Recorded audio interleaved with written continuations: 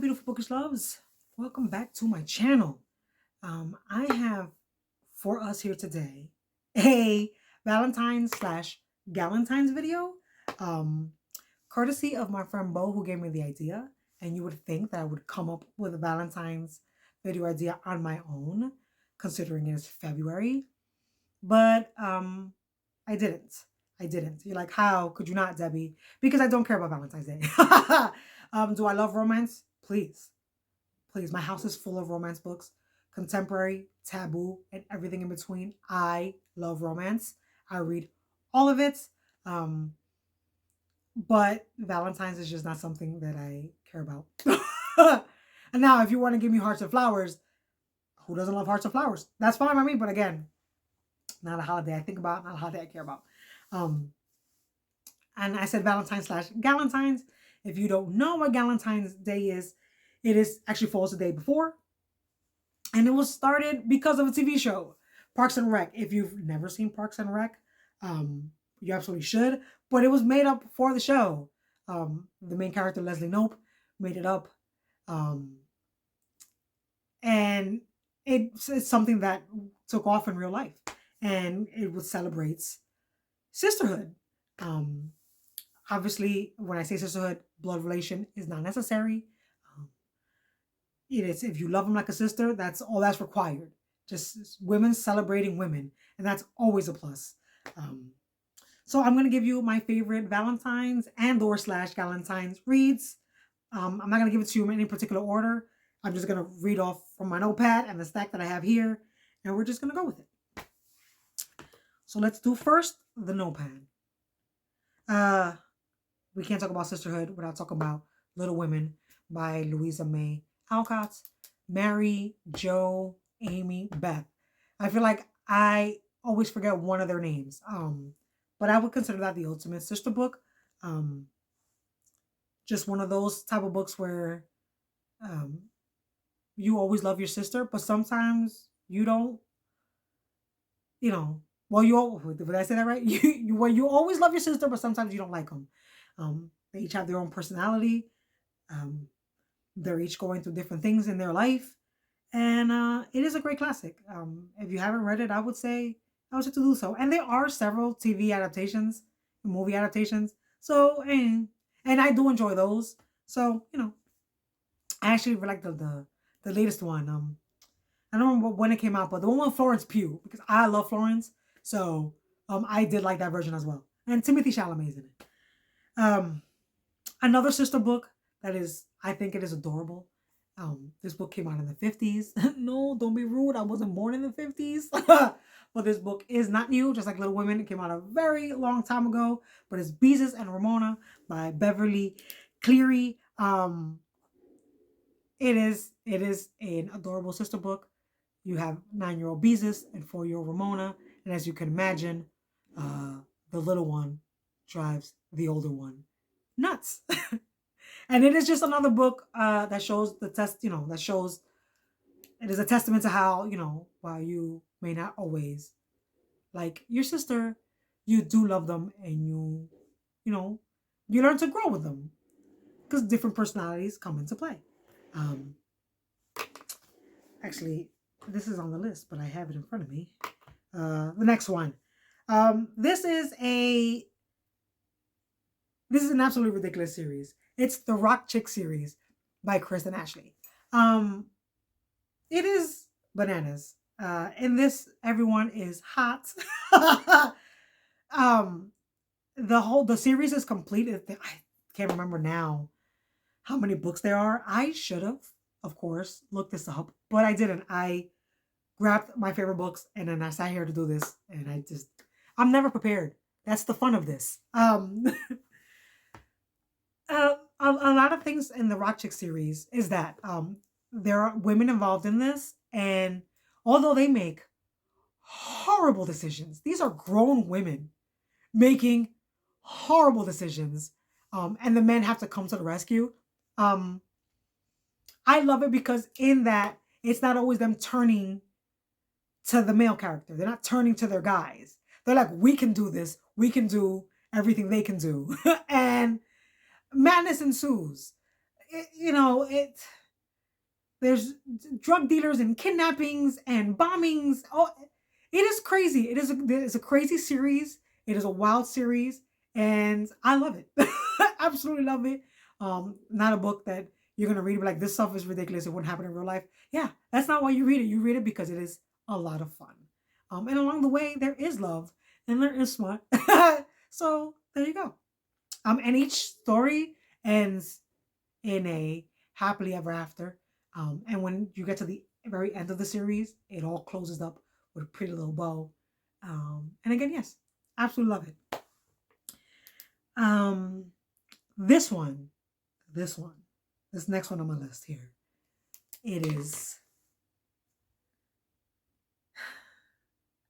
one of my absolute favorites. I fell in love with this book last year. One of my goals is to get a paper copy because I want to read it again and again and again and again. It is a sapphic vampire romance, A Long Time Dead by Samara Breger. You guys, when I tell you this book took the entirety of my heart and made it grow, like if I had a copy right now, I would be hugging it as I was talking about it to you guys. I love this book so much. It is a slower paced book in that the two main characters slash lovers spend a lot of time apart, and this book has a lot of found family in it. And I absolutely love that. Found family is one of my absolute favorite tropes. So that comes into play. And so while some people may think it's slow, I thought it was slower paced, but also like a lot was happening. But I think that would be depending on who you are, how it is you read, how it is you take in the book. But this is an absolutely stunning book for me. Absolutely amazing. Romantic, beautiful, sad, heartwarming, heartbreaking. I loved it. And I just, whenever I'm able to afford a copy, like it's going to be like the center of things. That's how much I love this book.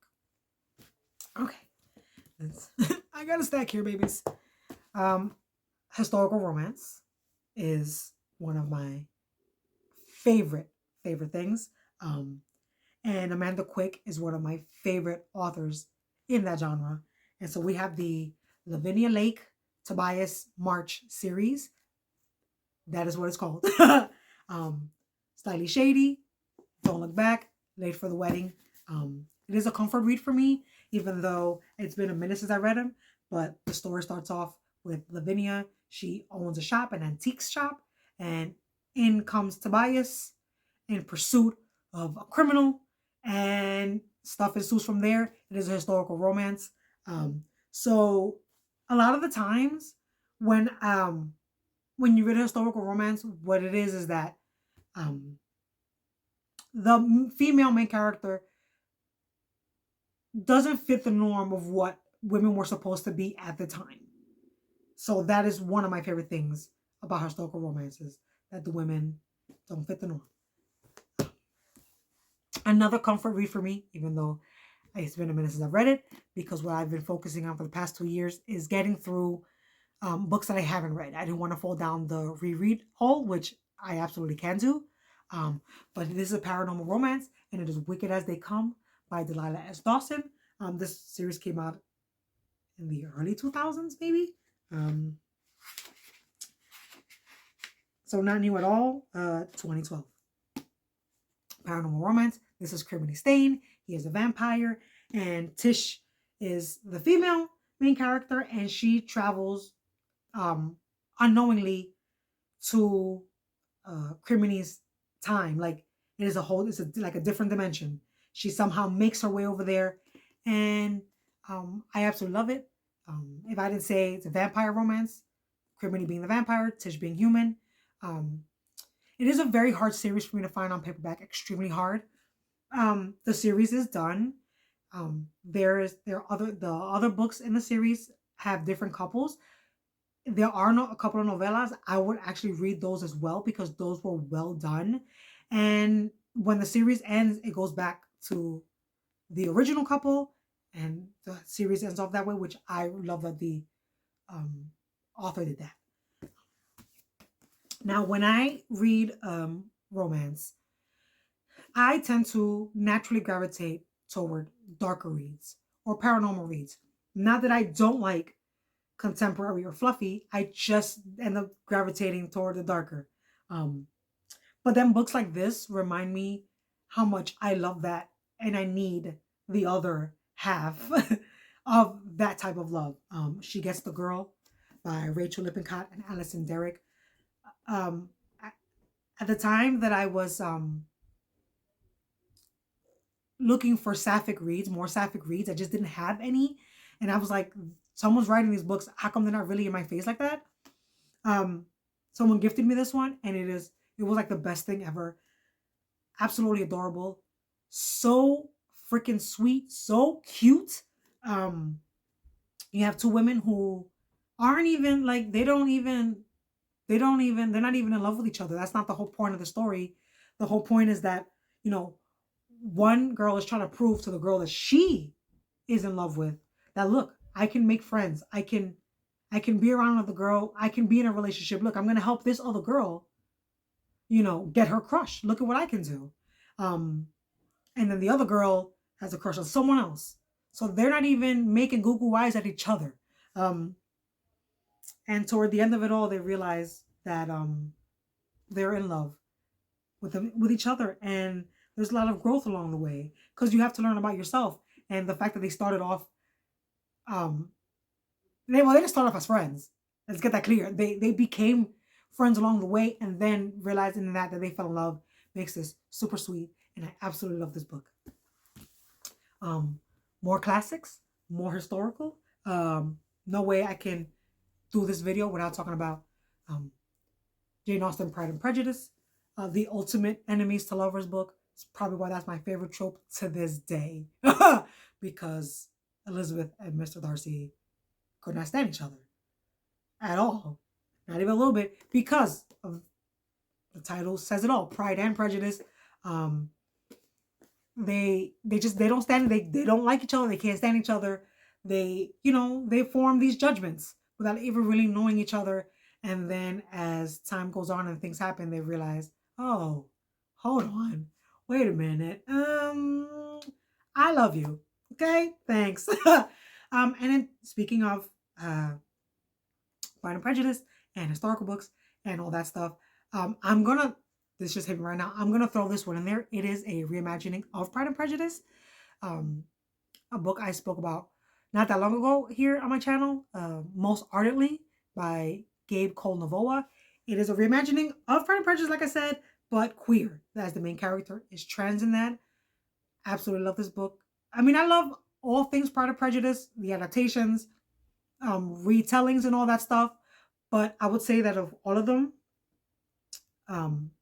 Most Ardently is my favorite retelling of Pride and Prejudice. Um, so I'm not including like the TV movie ones. Just in terms of book wise, Most Ardently is my favorite retelling of this book. Next up, we have the Witchland series by Susan Dennard. I'm showing you Truth Witch. I have the whole series, but I wasn't going to bring down 5 hardcovers. This book is very special to me. The series is very special to me because I read this, Buddy read this, and loved this with my own sister. We love this series. We even have matching bookish pillows. I should have probably grabbed it. You know what? I will grab it.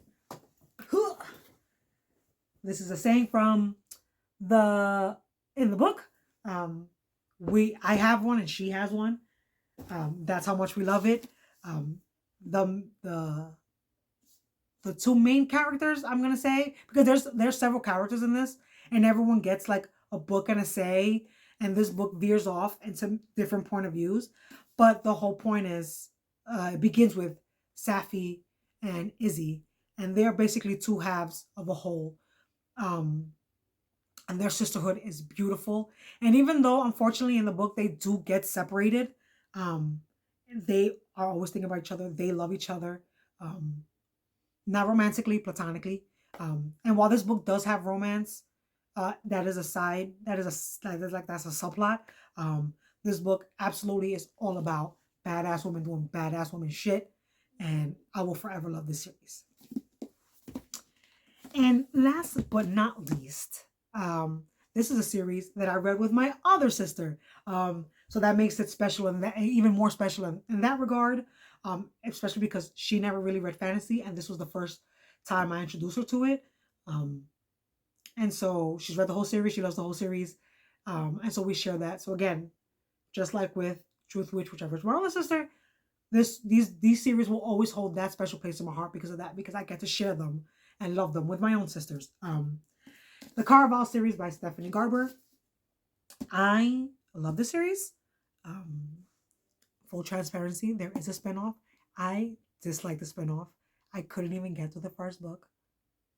And it, and that sucks, but sometimes it is what it is.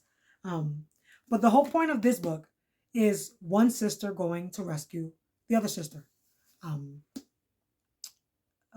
Tella, Scarlet and Tella. Scarlet's the older one. Tella gets kidnapped.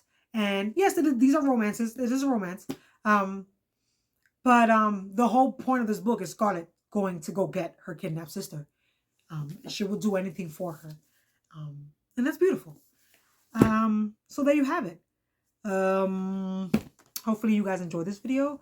I want to again thank my friend Bo for giving me the idea for this. And these are not all of my favorite Valentines/Galentines read, but I tried to give you a mix. I tried to give you books that I feel like no one ever really talks about, even though I feel like maybe I talk about them all the time. But just because a book wasn't written recently doesn't make it not worth talking about. And that's it. I hope you guys enjoy the rest of your day. I hope you guys enjoyed this video. I hope you guys have a great February. And this is the part where I say like and subscribe and all that stuff. But I'm not good at that, so I'm just going to leave.